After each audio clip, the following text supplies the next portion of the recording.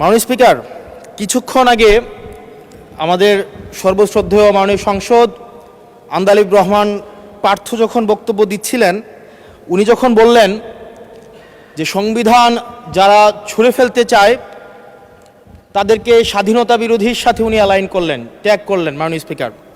এবং তখন ট্রেজারি বেঞ্চের সম্মানিত মাননীয় মন্ত্রী যারা ছিলেন তারা সেটাকে টেবিল চাপড়িয়ে সেটাকে সমর্থন দিলেন।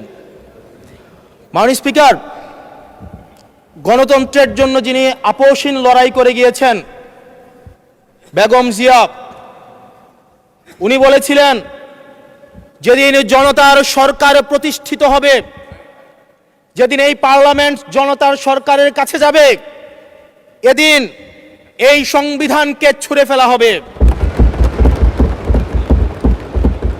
ট্রেজারি বেঞ্চের যে মন্ত্রীরা ছিলেন তারা দীর্ঘদিন, তাদের সারা জীবন তারা বেগম জিয়ার সাথে রাজনীতি করেছেন। এই সংবিধান ছুঁড়ে ফেলার সাথে স্বাধীনতা যুদ্ধাপরাধীর অ্যালাইন করার যেটার হাততালি তারা দিয়েছেন, সেটির মধ্য দিয়ে বেগম জিয়াকে তারা মূলত অপমান করেছেন কিনা তারা সেটা ভেবে দেখবেন।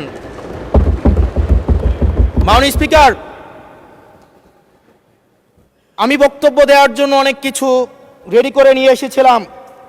আমরা আইনমন্ত্রী বলেছেন রুশু পড়ার জন্য, তারপরে হবস পড়ার জন্য, মদিনা সনদ পড়ার জন্য পড়েছিলাম, কিন্তু আন্দালিব রহমান পার্থ সাহেব যে বক্তব্য দিয়েছেন, আমরা ক্লাস 8-9-এ যে ডিবেট করতাম সেটি রিভার্টাল দিলে 20 মিনিট সময় লাগবে। মাননীয় স্পিকার, আমি ওনার বক্তব্যের রিভার্টাল দিচ্ছি। উনি বলেছেন যে আমি কোট করছি, উনি বলেছেন ৭২-এর সংবিধানের কিছু কিছু বিষয়কে ওনারা সম্মান দিয়েছেন। তার মানে কিছু কিছু বিষয়কে ওনারা সম্মান দেয় নাই। তার মানে এই অভ্যুত্থানের পরে এই সংবিধানের কিছু অংশ ওনারা মেনেছেন, কিছু অংশ ওনারা মানেন নাই। ওনারা কেবল ওই অংশটাই মেনেছেন যে অংশটা ওনাদের পক্ষে গিয়েছে, যে অংশটা ওনাদের বিপক্ষে গিয়েছে এই অংশটা ওনারা মানেন নাই। মাননীয় স্পিকার, এই ধরনের প্রকৃতি সম্পন্ন যারা আছে বাংলাদেশের পার্লামেন্ট যারা দেখছেন তারা সিদ্ধান্ত নেবেন। যারা কখনো কখনো কনফর্মিস্ট, যারা কখনো কখনো রিফর্মিস্ট, তারা মূলত অপরচুনিস্ট। এখন আমি সংবিধানের কিছু কিছু ধারা মানব, কিছু কিছু ধারা মানব না। আমি কখনো কখনো সাংবিধানিক, কখনো কখনো আমি অসাংবিধানিক। মাননীয় স্পিকার, যখন ডক্ট্রিন অফ নেসেসিটির প্রশ্ন আসে, মাননীয় স্পিকার, এই এক্সিস্টিং সংবিধান অনুযায়ী যখন 7A এবং 7B বলবৎ থাকে, সেই জায়গা থেকে আইনজ্ঞরা, মাননীয় স্বরাষ্ট্রমন্ত্রী উনি থাকলে ভালো হতো। ডক্ট্রিন অফ নেসেসিটি মাননীয় স্পিকার 48-3 অনুযায়ী রাষ্ট্রপতি সুপ্রিম কোর্টের মাধ্যমে একটা এই 106-এর অ্যাডভাইজরি একটা রুল আছে মাননীয় স্পিকার। এই অ্যাডভাইজরি রুলের মাধ্যমে সংবিধানের ফান্ডামেন্টাল কোনো বিষয় কম্প্রোমাইজ করা যায় না। মাননীয় স্পিকার, যদি আমি এই সংবিধান মানি তাহলে এই অন্তর্বর্তীকালীন সরকারের বৈধতা প্রশ্নবিদ্ধ হয়। মাননীয় স্পিকার, মাননীয় স্পিকার, যদি এই সংবিধানকে আমি ধারণ করতে চাই, মেনে চলতে চাই, সেদিন 64 বিধি অনুযায়ী অ্যাটর্নি জেনারেল নিয়োগ দেওয়া হয়েছিল 6 আগস্ট। মাননীয় স্পিকার, এই সংসদে প্রশ্ন রাখতে চাই, তৎকালীন বর্তমান রাষ্ট্রপতি চুপ্পু, তখন বলা হয়েছে অ্যাটর্নি জেনারেল নিয়োগ দেওয়ার ক্ষেত্রে প্রধানমন্ত্রীর সাথে আলোচনা করতে হবে। সেদিন কোন প্রধানমন্ত্রীর সাথে আলোচনা করা হয়েছিল সেটা আমাদেরকে অ্যাটর্নি জেনারেল জানাবেন। আমাদেরকে অ্যাটর্নি জেনারেল জানাবেন যেই হিয়ারিংটা হয়েছিল এই হিয়ারিংয়ে উনি উপস্থিত ছিলেন কিনা।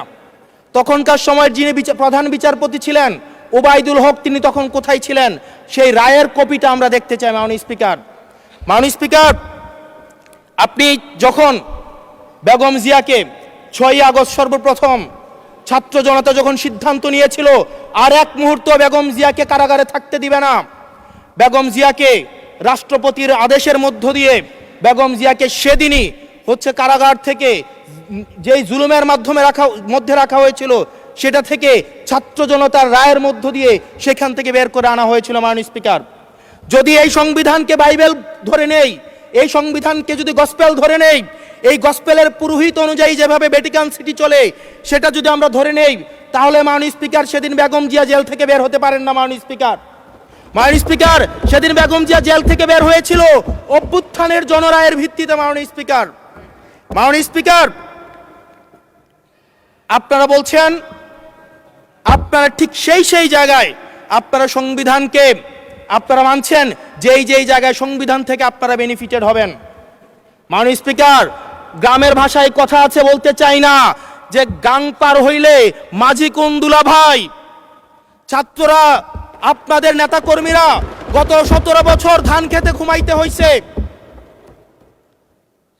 ত্যাগ তিতিক্ষার মধ্য দিয়ে যেতে হয়েছে।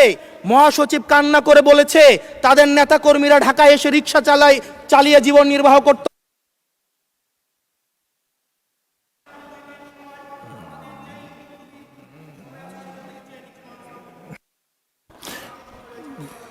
এক মিনিট বলেন।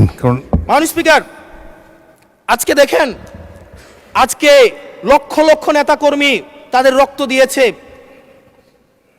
ফ্যাসিবাদ বিরোধী প্রত্যেকটি রাজনৈতিক দল, কোন রাজনৈতিক দলকে বিশেষভাবে আমি আলাদা করতে চাই না, ফ্যাসিবাদ বিরোধী প্রত্যেকটি রাজনৈতিক দলের রক্ত শ্রম ঘামের মধ্য দিয়ে এই হাসিনার পতন হয়েছে। এই হাসিনার পতনের পরে যখন জনরায়, মাননীয় স্পিকার, যখন জনরায় কখনো কেতাবের কাছে মাথা নত করে না।